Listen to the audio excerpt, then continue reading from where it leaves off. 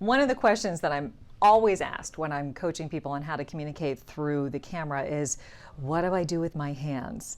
You know, suddenly these things that you have with you all the time feel very out of place and uncomfortable. So what I always tell people to do is to think as little as possible about what you're doing with your hands and actually concentrate on the message. Your body will respond organically to the content if you just allow yourself to relax and let it do its thing. So for example, whenever you're talking to somebody off camera, normal conversation, you're probably not sitting there thinking, what should I do with my hand right now as I'm telling my friend about my day? It just happens because you're focusing on what you're saying and not on what your body is doing.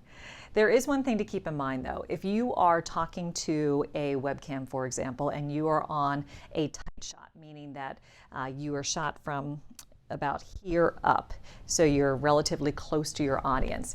You don't want to be using a lot of gestures, because if you spend all this time talking with your hands up here, how does that feel? Feels pretty distracting, right?